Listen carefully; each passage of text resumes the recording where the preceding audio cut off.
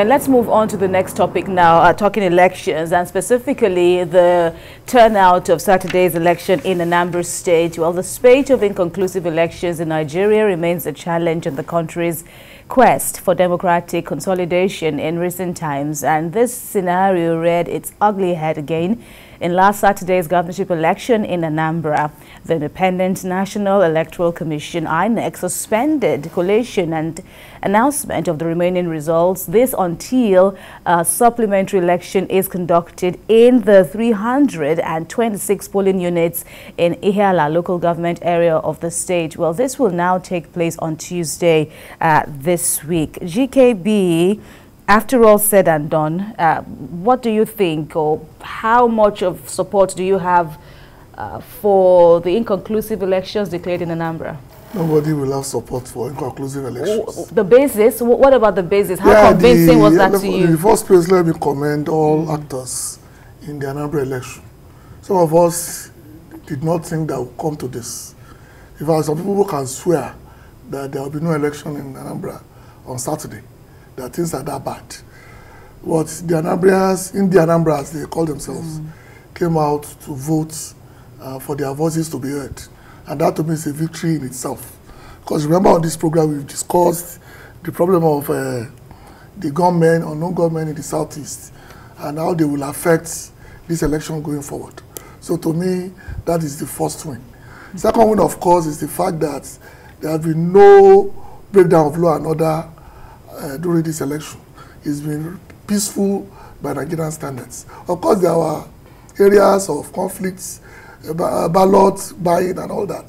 But on the average, I think that a good account was given by the electorate in this matter. My major grouse, of course, is with the machines that were not working. Because this is a non-general election year. And we expect that this will serve as a test case for all these machines coming in. But so far, its failure on such a grand scale is frightening. Imagine something like this happening during the general election in 2023. So we have positives to take away from it, and we have negatives. About the one that is postponed, we have 24 hours that the result will come out, one way or the other. You can't go beyond tomorrow, or at most Wednesday morning. But by and large, but by and large, a good showing. A good showing based on the position that we were in, just a week before the election. Because I can even relate with the journalists who traveled down to Anambra for the election and those that returned. You know, the feedback, the relief is very palpable, even for observers like us, you know, that viewed it from Lagos. It really gave people concerns, and seeing how it all turned out. What's it like for you, Majid? Yeah, I was impressed with the conduct, and I think I congratulate the people of Anambra, and especially, I mean, no life was lost. I mean, a single life lost during an election is not worth it. No election is worth the life of any human being. I mean, that's the popular quote by former President Goodluck Jonathan, and that is what we have seen there.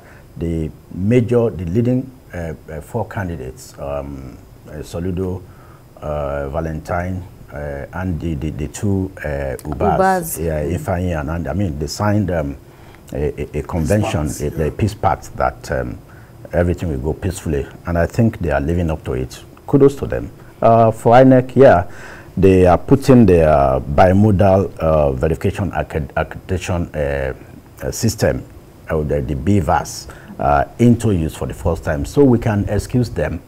And with this, we have seen that nobody has complained about rigging in this election. So, which means it is limiting the extent to which you can rig. You can accuse each other of vote buying and stuff like that. But when it comes to getting, I mean, also it tells us that all those figures we see on registration is just figures. I mean, they are just figures. Now, there are 2.5 million registered voters in Anambra. In those 20 local governments, only 237,000 cast their ballot. About 10%. Just about 10%. Now, a particular sorry case is that of Andy Uba. And I'm saying it's a sorry case because, you see, when you cook figures for your primaries, you will reap the whirlwind on election day. Andy Uba claimed to have won the APC primary with 240,000 votes. Now, on election day, in 20 local governments now, is only having maybe like 42,000 votes. 49, yeah. Oh, sorry, 49,000 votes. So, I mean, so where are the 240,000 APC members? These are APC members. We have people who are not APC members.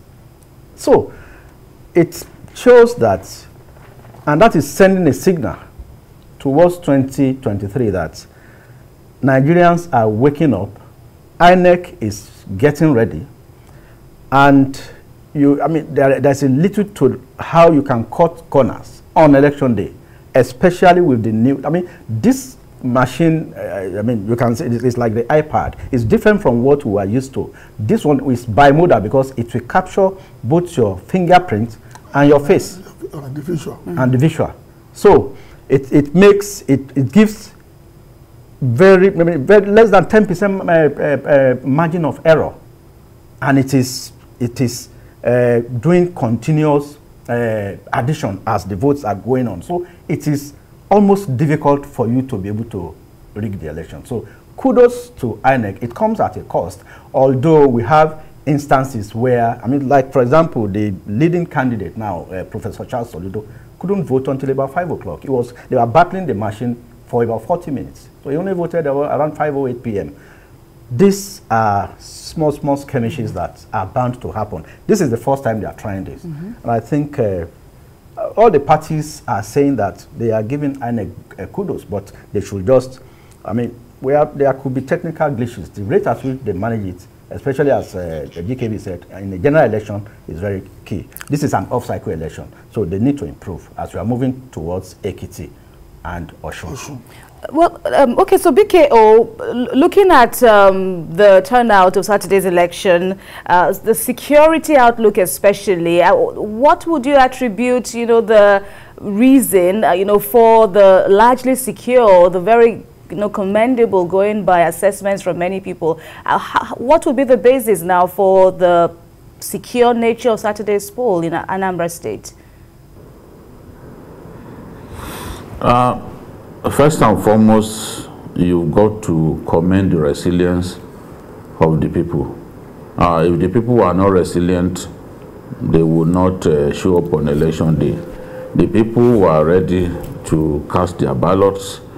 I said all along that in spite of the threats, in spite of the apprehension and the climate of fear, that I was sure that the election would take place. And one of the reasons I was very sure that people would come out and vote was the impact of the APGA candidate. Because the APGA candidate campaigned everywhere. Even after his campaign rally was attacked in Ihiala local government, the following day, he was back on the road campaigning. Even after gunmen attempted to take his life and 3 of his policemen were killed, his head was not bowed. He had formed what looked like a movement. So I felt that the determination on the part of his supporters, because APGA was the only party that was freely campaigning, that was openly campaigning. The other parties were too scared to campaign. Some of them went as far as Asaba to campaign. Or even Lagos. That's outside of the state, going as far as Delta State. Some even took their stakeholders meetings to as far as Enugu because of the security situation. But the APGA candidate, by his conduct, galvanized the supporters of the party. And everyone knows that in that state, since 2010, APGA had been consistent. So I was confident that the supporters of APGA who showed up at Professor Soludo's campaign rallies in large numbers will also come out on election day to vote. And that's what we have seen. the role of the leaders, stakeholders, leaders of community leaders who appeal to IPOB can also not be discounted. As I said earlier that I was sure that there were still people who appealed to IPOB and IPOB will listen. People like the respected former governor of the state, Chukwuemeka Ezefe, and at the end of the day, they were able to convince ABGA to revoke his sit-at-home order. And ABGA even went as far as appealing to people to come out and vote. So it was very significant, and we pumped sufficient security men into that state. 34,000 policemen, 20,000 civil defense, an unspecified number of soldiers, and even Air Force special forces. Definitely that will have some impact in terms of securing the area. And generally, the security men were well behaved, very professional. You hardly read of reports of people being molested, people being beaten up during this election. So that's significant, and we've got to praise the security agencies for the role that they played. I think generally the people felt secure, knowing that there were so many policemen and other security operatives poured into Anambra State. We have to admit that even in spite of that, there were places where you would not even find a single security man. That I find it difficult to explain, that we had such a huge number of security men deployed to Anambra, and in some places polling stations were not even secure. But generally, the people conducted themselves well, and the gunmen were also curtailed, because in the days leading to the election, they were raiding their camps, you know, arresting some of them, putting some of them in custody, as a way of preparing our people for that election, making our people more confident to come out for that election. All right. Well, BKO, let me put you on hold there. I'll come back to the studio. Well, so GKB, so looking at tomorrow now, how tomorrow would be in Ihiala, there is, you know, on record, you know, the tense security atmosphere there, that INEC is very optimistic that it will be able to surmount in tomorrow, in that poll and the supplementary exercise of tomorrow. But, you know, how then do we, you know, take this further, even beyond tomorrow? Not forgetting that on Saturday too, there was also a situation in Orumba local government area. So, you know, these pockets of tensions in these areas also gives one worry still. Well, you have to understand that you cannot have 100% in whatever you do. I think the problem in Ihiala, as you rightly mentioned, was that of late arrival, and then people resisting that the elections should hold.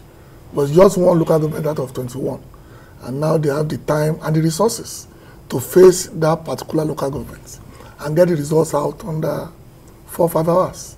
I'm sure it's going to be in our folklore for years, the results that will come out of Ihiala tomorrow, because the election would not have been postponed or a supplementary election called if the figures available in that local government cannot change the tide of the results going forward. And that, to me, is the most interesting aspect. But the upside is the fact that because of that aspect, every living soul in Nigeria, every journalist on this planet Earth will concentrate on Ihiala and ensure that the result is a true reflection of the wishes of the people of that local government. What do you think, Majid? Yeah, I see a bandwagon effect happening in Ihiala tomorrow. 140,000 votes at stake. Although from the trend we have seen, I don't expect more than 29,000, which is maximum, which is like 20% of the total votes cast. But then, probably with the level of security and with the enthusiasm that a candidate, that the ABGA candidate is already leading, maybe his supporters might come out more. But 326 polling units, I don't expect much to happen. I don't expect a deviation from the trend. What you're seeing? Or we're seeing, and I expect a peaceful conduct there in Ihiala tomorrow. And like Jide said, we should give kudos to the Professor Charles Soludo, the ABGA candidate, for the way he has conducted. He defeated both the APC and the PDP candidates in their local governments. Don't let us also forget. So the ABGA is like a religion in Anambra. In Anambra. So, so far, so good. I mean, it's almost certain that people already know what will happen. Ceteris paribus. Out of 20 local governments, somebody already had 18. 2 others have one out of the 4 major contenders. One doesn't even have any. APC is 0. So, yes, now. But I hope maybe we'll get a consolation in Ihiala tomorrow. Well, BKO, I would pass it on to you now. To have your last say on while we are on this subject. Looking at what tomorrow will bring in Ihiala and even beyond, seeing how Saturday went peacefully, the IPOP threat, on abeyance, depending on how you look at it. But then, what are you seeing that could play out even beyond tomorrow? Yeah, the truth is, Professor Soludo has 103,946 votes now. Ozigbo has 51,322 votes. Andy Uba has 42,942 votes. There are about 140,000 votes at stake in Ihiala. In November 2017, Ihiala local government gave Governor Obiano the highest number of votes in the election. The INEC officials who were believed to have compromised the election on Saturday have already been removed, replaced. So we'll have new electoral arbiters to conduct the election in Ihiala tomorrow. So that should reassure the people, that should give people confidence that INEC is determined to ensure that this process is transparent and credible from the beginning to the end. So all eyes are on Ihiala. There are plenty of votes to fight for there. And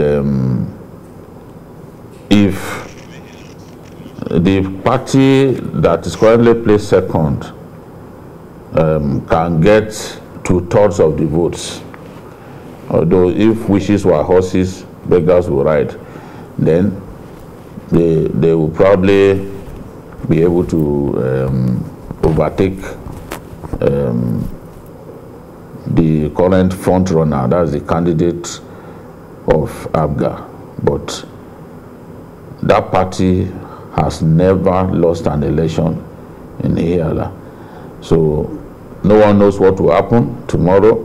We just keep our fingers crossed, but I expect security to be tight because attention will now be focused on that singular local government. So we are confident that everything will proceed as planned. Hopefully, the party APC will learn from this election. Dr. Chris Ngige could not be said to have supported the candidates of his party. Many people didn't like the way the primaries went. In fact, the courts could still, in the end, declare that Anduba was not properly nominated as candidate of the party because things